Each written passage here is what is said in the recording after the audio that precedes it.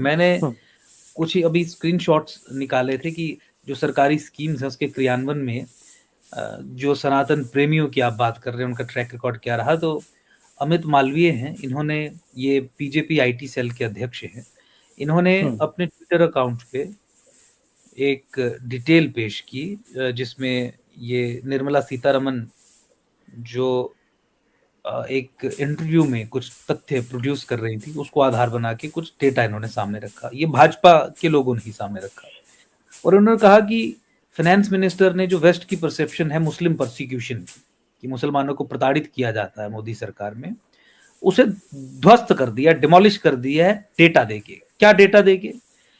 उन्होंने कहा कि ये जो मुस्लिम्स हैं या माइनॉरिटीज हैं 2014 से पहले जब कांग्रेस की हम्म, सरकार, तो 20,000 ही केवल स्किल ट्रेंड थे सरकारी एजेंसीज के द्वारा।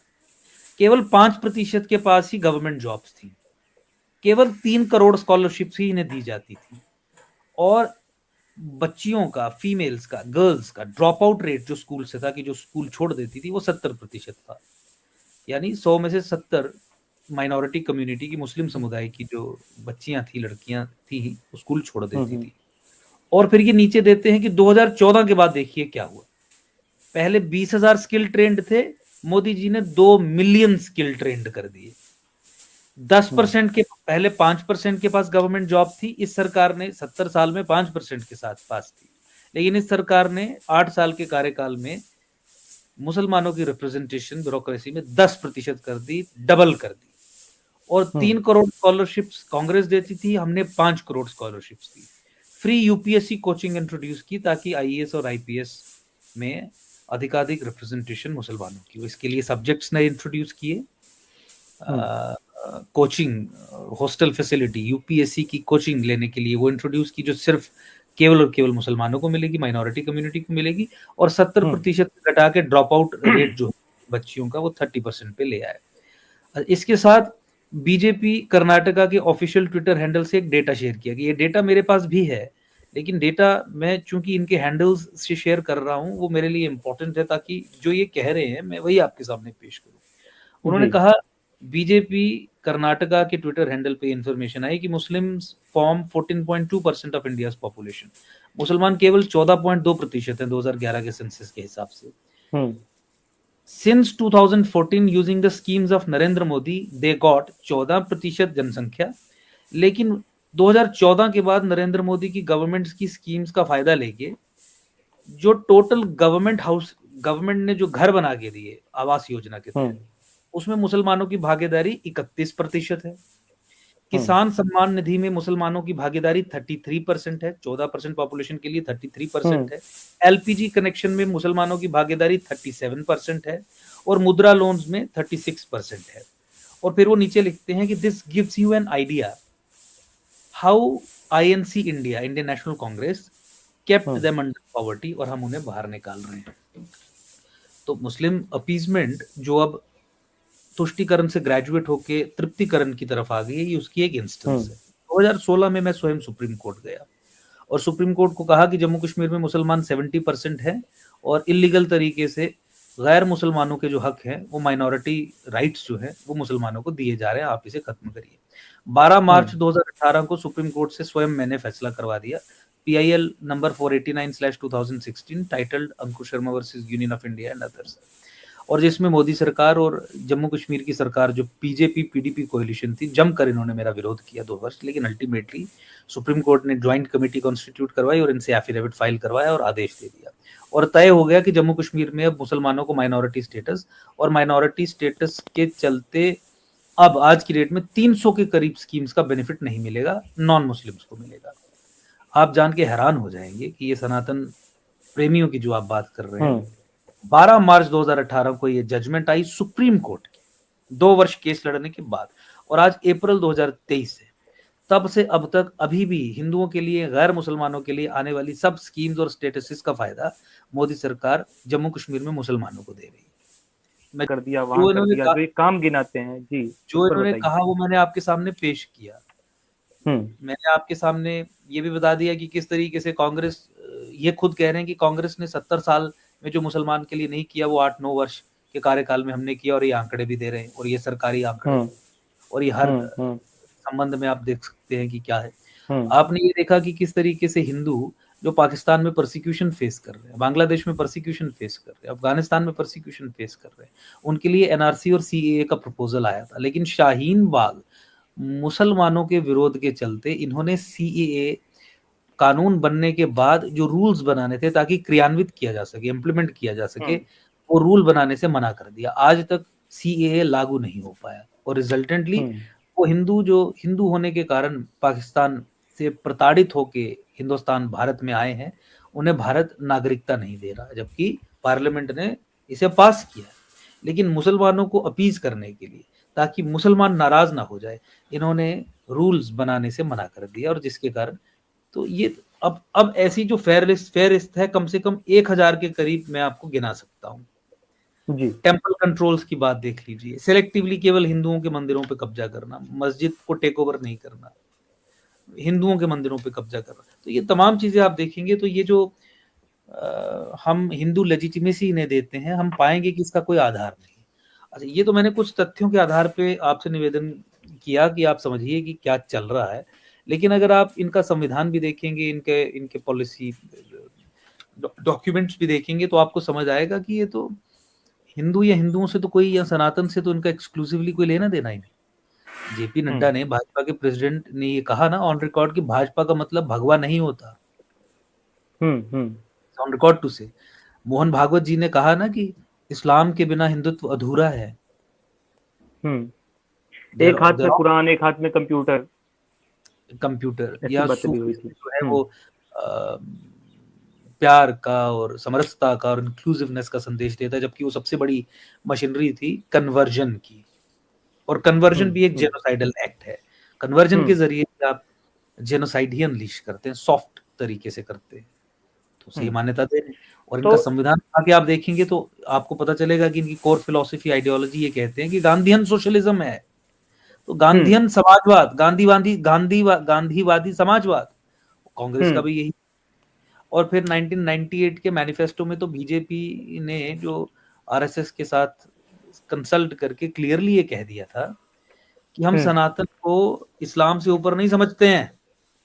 जैसे हम्म सनातन जैनिज्म, सिखिज्म, बुद्धिज्म है, वैसे ही हमारे लिए इस्लाम और क्रिश्चियनिटी भी है। 1998 का मैनिफेस्टो निकाल के देख लीजिए, आपको दिख जाएगा पहले या दूसरे पेज पे, depending upon the booklet that you get. कुछ में पहले या पेज पे मिल जाएगा, कुछ पे आपको सेकंड पेज पे मिल जाएगा कि इस भूमि में टेरिटोरियल जो कॉन्सेप्ट ये हिंदुत्व का लेके आते हैं, कहते हैं कि इसमें जैसे सनातन, जैसे सिखिज्म, जैसे बुद्धिज्म और जैसे जैनिज्म हुआ, वैसे ही इस्लाम और क्रिश्चियनिटी भी हुआ। और इसीलिए 2019 में विज्ञान भवन में मोहन भागवत जी कहते हैं कि इस्लाम के बिना हिंदुत्व अधूरा है, क्योंकि हिंदुत्व की परिकल्पना में ये जैसे सनातन को जिस लेवल पे रखते हैं, वैसे ही इस्लाम को भी रखते हैं, और बहुत बार इन्होंने कहा भी, और अब तो वक्तव्य आपके और सामने ये आ रहे वे ऑफ लाइफ बनाने के चक्कर में भी तो लगे हैं। जीवन जीने की एक पद्धति है, तो इस्लाम भी तो एक जीवन जीने की पद्धति बना देंगे कल को। लाइफ बनाने के चक्कर में भी तो लगे हैं। जीवन जीने की एक पद्धति है, तो इस्लाम भी तो एक जीवन जीने की पद्धति बना देंगे कल को। दोनों ही जीवन जीने की पद्धति है और मिलजुल के रहो। अच्छा, मैं यहाँ पे ये कहना चाह रहा था आपसे, जितना मैं समझ पाया, कि यदि एक तरह से दो फांक किए जाएं इस विषय को लेकर के, तो दो हिस्से कुछ इस तरह से हैं कि एक हिस्सा जो हाथी के दांत दिखाने जैसे हैं, कि उन मुद्दों को सामने रखो जो कि एक सतही मुद्दे हैं, जिसको देख करके जनता अट्रैक्ट हो कि भाई भाजपा बहुत अच्छा काम सनातन के लिए कर रही है। उसने देखो मंदिर बनवा दिया, उतनी बड़ी मूर्ति वहां लगा दी, इतनी बड़ी मूर्ति वहां लगा दी, ये राज्य का नाम ये बना दिया, ये राज्य का नाम ये बना दिया। या उनके प्रवक्ता जो आकर के मीडिया पर डिबेट करते हैं मौलानाओं से, या कश्मीर को देखो धारा 370 से हटवा दिया। तो ये सारी चीजें दिखाने के लिए है, बल्कि जो करना चाहिए था, जैसे मैं यदि अपने मन का कहूं, अपना पॉइंट ऑफ व्यू दूं, तो क्या इन्होंने भारतीय शैल्य चिकित्सा पे कोई कार्य किया? इन्होंने क्या आयुर्वेद पे कोई कार्य किया? गणित पे कोई कार्य किया? विज्ञान पे कोई कार्य किया? हमारे इतने ऋषि मुनि हुए हैं, इतने गणितज्ञ हुए हैं, इतने फिलोसफर हुए हैं, क्या उनके लिए कोई कार्य किया? अपनी सनातन पद्धति के लिए, सनातन धर्म के लिए, अपनी संस्कृति के लिए मूल जो जड़त्व कार्य है, वो मुझे नहीं दिखता है। तो मैं आपसे यहाँ पर ये पूछना चाहता हूँ कि क्या जो ये मैं सोच रहा हूँ ये सही है? और दूसरी चीज मैं ये पूछूंगा कि आप क्या इनकी तरह सतही कार्य करने के विचार में है? कल को जब आप सत्ता पे बैठेंगे तो आप भी वोटर्स को देख के काम करेंगे, या आप जड़त्व पे कार्य करेंगे कि भारतीय शिक्षा पद्धति को किस तरह से मजबूत किया जाए, कैसे हमारे आर्यभट्ट आदि गणतज्ञ हुए हैं, सुश्रुत आदि आयुर्वेदाचार्य हुए हैं, उनकी जो उनका जो ज्ञान भंडार है, जो रिसोर्सेस हमारे पास आज कई ग्रंथों के रूप में उपलब्ध हैं, उस ज्ञान विज्ञान के आधार पे अपने राष्ट्र को उठाने का कार्य करेंगे, कि ताकि पूरा विश्व हमारे भारत को देख करके सीखे समझे और हम विश्व गुरु बने, ना कि हम विश्व विद्यार्थी बने कि जापान रोबोट बना रहा है तो हम भी रोबोट बनाने लग गए। अपनी कोई पद्धति विकसित ना करके दूसरे देश की पद्धति को अपनी पद्धति बता करके विश्व गुरु तो नहीं बना जा सकता है। और आज बीजेपी वही कर रही है, बाहर देशों की चीजों को लागू कर रही है, बाहर देशों की कंपनियों को बुला रही है और कह रही है कि डेवलपमेंट है, हम विश्व गुरुत्व की गुरु बनने की ओर चल रहे हैं। तो आपकी क्या यहाँ पे रणनीति है इस विषय को लेकर के? तो देखिए, आपके सवाल के दो हिस्से हैं। पहला, आप ये मुझसे पूछना चाह रहे हैं कि ये, या बताना चाह रहे हैं, और मैं आपसे सहमत हूं, कि ये किस तरीके से सनातन या सनातन के जो असल मुद्दे हैं उनसे ध्यान हटाने का कार्य करते हैं। जैसे आपने कहा कि कोई मूर्ति बना दी, कोई मंदिर के बारे में कुछ कह दिया, कोई शहर का नाम चेंज, बहुत सारी चीजें आपने की। तो असल मुद्दों से या सनातनियों के मुद्दे क्या हैं उसके बारे में पता ही नहीं चलने देते। और दूसरा आपने सवाल पूछा कि क्या रोबोट बना रहा है तो हम भी रोबोट बनाने लग गए। अपनी कोई पद्धति विकसित ना करके दूसरे देश की पद्धति को अपनी पद्धति बता करके विश्व गुरु तो नहीं बना जा सकता है। और आज बीजेपी वही कर रही है, बाहर देशों की चीजों को लागू कर रही है, बाहर देशों की कंपनियों को बुला रही है और कह रही है कि डेवलपमेंट है, हम विश्व गुरुत्व की गुरु बनने की ओर चल रहे हैं। तो आपकी क्या यहाँ पे रणनीति है इस विषय को लेकर के? तो देखिए, आपके सवाल के दो हिस्से हैं। पहला, आप ये मुझसे पूछना चाह रहे हैं कि ये, या बताना चाह रहे हैं, और मैं आपसे सहमत हूं, कि ये किस तरीके से सनातन या सनातन के जो असल मुद्दे हैं उनसे ध्यान हटाने का कार्य करते हैं। जैसे आपने कहा कि कोई मूर्ति बना दी, कोई मंदिर के बारे में कुछ कह दिया, कोई शहर का नाम चेंज, बहुत सारी चीजें आपने की। तो असल मुद्दों से या सनातनियों के मुद्दे क्या हैं उसके बारे में पता ही नहीं चलने देते। और दूसरा आपने सवाल पूछा कि क्या आप भी तो वही चीज नहीं करेंगे जो ये कर रहे हैं, तो आप क्या करेंगे, तो मुझे उस पर अपना वक्तव्य रखना है। लेकिन इन दोनों सवालों का जवाब जो है वो आपको एकम सनातन भारत के सप्त सिद्धांतों में मिलेगा, जो अब आपके लिए और आपके दर्शकों के लिए मैं पढ़ दूंगा। सनातन के मुद्दे क्या है? देखिए, मैं ये सप्त सिद्धांत पढ़ूंगा, यही सनातन के मुद्दे, यही सनातन समाज के, सनातन संस्कृति, सभ्यता, धर्म में विश्वास रखने वाले लोगों के मूल मुद्दे हैं, सूत्र हैं, सिद्धांत हैं। पहला, हमने जो भी डिक्लेयर किया, संविधान और मैनिफेस्टो और पॉलिसी डॉक्यूमेंट्स तो समय समय पे आएंगे, लेकिन हमने सप्त सिद्धांतों में पहला ये कहा कि हम संविधान में संशोधन कर केवल 5% से कम जनसंख्या वाले समाज को अल्पसंख्यक का दर्जा देंगे। साथ ही विश्व के सभी सनातन धर्मियों के लिए भारत को उनका प्राकृतिक राष्ट्र, नेचुरल होमलैंड, जैसे इजराइल ने घोषित किया है ज्यूज के लिए, घोषित कर उनके लिए नागरिकता का मार्ग खोलेंगे। तो 5% से कम जनसंख्या वाले समाज को अल्पसंख्यक का दर्जा देने के हमारे सप्त सिद्धांत के माध्यम से हम ये सुनिश्चित करेंगे कि असंवैधानिक तरीके से भारत में जो सेकंड बिगेस्ट मेजॉरिटी भारत के लिमिटेड रिसोर्सेज का गलत तरीके से फायदा उठा रही है माइनॉरिटी स्टेटस के चलते, और जिस स्टेटस के कारण एक नेशनल सिक्योरिटी सिचुएशन भी अराइज होती है, बाद में उसमें बात करूंगा फिर कभी किस तरीके से, उसका हम अंत करेंगे। और हमने कहा कि सीएए के तहत तो केवल 2014 से मेजॉरिटी कम्युनिटी को दे रही, माइनॉरिटी राइट्स तो एक गारंटी है, एक प्रोटेक्शन है against the tyranny of the majority in a democratic system, क्योंकि जो मेजॉरिटी है उसी की सरकार भी बनेगी और उसी का पॉलिटिकल कंट्रोल भी होगा। तो कुछ हक दिए गए हैं माइनॉरिटी कम्युनिटीज को, ताकि वो मेजॉरिटी की टिरनी के अगेंस्ट एक सेफ्टी नेट्स का कार्य करें। और जम्मू कश्मीर जो एक मुस्लिम बहुल राज्य है, वहां पे भारत सरकार ये सुनिश्चित कर रही है कि वो सिक्योरिटीज माइनॉरिटीज को देने की बात तो छोड़िए, जो उनके लिए आ रहा है वो भी मेजॉरिटी कम्युनिटी को दीजिए, डबल मेजॉरिटी को दे रही है।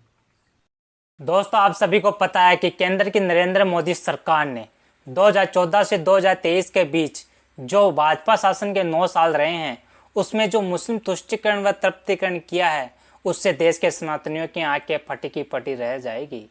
दोस्तों, कांग्रेस देश की सत्ता में 67 साल काबिज रही। उस 67 साल में कांग्रेस सरकारी नौकरी में 2.5% से 5% तक मुसलमानों को पहुंचा पाई। वही भाजपा के नरेंद्र मोदी सरकार मात्र 9 साल में सरकारी नौकरियों में मुसलमानों को 5% से बढ़ाकर 10% कर दिया मात्र 9 साल में। दोस्तों, कांग्रेस ने 67 साल में यूपीएससी में सिविल सर्विसेज में 2.5% मुस्लिम पहुंचे, वही भाजपा की नरेंद्र मोदी सरकार ने मात्र 9 साल में 2.5% से बढ़ाकर 5% सिविल सर्विसेज में मुसलमानों की भागीदारी कर दी इस भाजपा के मात्र 9 साल में। दोस्तों, जो कांग्रेस 67 साल में टेक्निकल जॉब में मुसलमानों की भागीदारी केवल 20% कर पाई, वही भाजपा की नरेंद्र मोदी सरकार ने मात्र 9 साल में टेक्निकल जॉब में मुसलमानों की भागीदारी 21.5 लाख कर दिया। दोस्तों, भाजपा की नरेंद्र मोदी सरकार ने, दोस्तों, ऐसा ही नरेंद्र मोदी सरकार ने उज्ज्वला योजना में मुसलमानों को गैस सिलेंडर दिए 35% से अधिक, जबकि जनसंख्या मात्र 17% है। वही दोस्तों, ऐसा ही प्रधानमंत्री आवास योजना में मुसलमानों को आवास दिया गया 35% से अधिक, जबकि इनकी जनसंख्या मात्र 17% है। दोस्तों, ऐसा ही शादी शगुन योजना जिसमें सिर्फ मुसलमान बच्चियों के विवाह पर 51,000 रुपये दे रही है केंद्र की नरेंद्र मोदी सरकार। दोस्तों, ऐसा ही नई उड़ान योजना जिसमें यूपीएससी व पीएससी की परीक्षाओं में हर मुस्लिम को 1 लाख की आर्थिक मदद दे रही है भाजपा की नरेंद्र मोदी सरकार। दोस्तों, ऐसा ही सीखो व कमाओ योजना जिसमें मुसलमानों को हर माह 25,000 रुपये दे रही है भाजपा की नरेंद्र मोदी सरकार। दोस्तों, ऐसी एक नई योजना है जिसका नाम है नई मंजिल योजना, जिसमें भी मुसलमानों को आर्थिक सहायता दे रही है। दोस्तों, इसके अलावा ऐसी 300 से ज़्यादा योजनाएं चल रही है जो एक ही समुदाय को ध्यान में रखकर बनाई गई है दोस्तों भाजपा की नरेंद्र मोदी सरकार ने। दोस्तों, हिंदुओं को ध्यान में रखकर ऐसी एक भी योजना नहीं चला रही है भाजपा की नरेंद्र मोदी सरकार जिसमें सनातन को केंद्र में रखकर बनाई गई कोई योजना हो।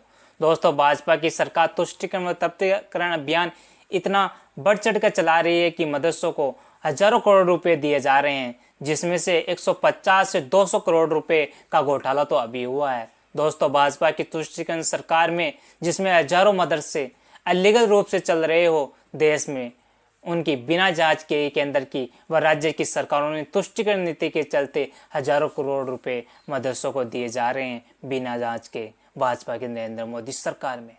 दोस्तों, भाजपा की यह सरकार गुरुकुल के लिए 1 रुपया भी नहीं दे रही है, उल्टा हमारे हिंदू मंदिरों से हर साल 3 से 4 लाख करोड़ रुपए वसूल कर रही है और उन रुपयों से हज हाउस व मदरसे बनाए जा रहे हैं। दोस्तों, भाजपा की नरेंद्र मोदी सरकार ने हजारों मंदिरों को पर्यटन स्थल बना रही है ताकि मंदिरों में जो चढ़ावा आए उन पैसों से मुस्लिम तुष्टिकरण में लगाया जा सके। इसलिए दोस्तों, आप सभी सनातनियों की भाजपा की इस सनातन विरोधी सोच व चाल को समझना व जानना चाहिए। तो दोस्तों, आप जानोगे तो भाजपा वो कांग्रेस से भी ज़्यादा खतरनाक निकलेगी।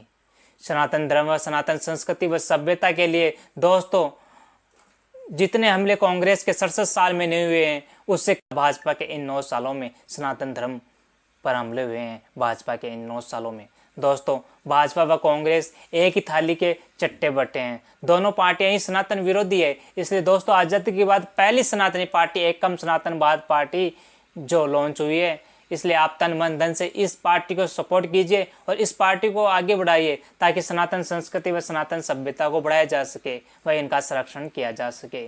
दोस्तों, आज के लिए इतना ही, मिलते हैं नेक्स्ट वीडियो में, तब तक के लिए जय हिंद, जय हिंदू राष्ट्र।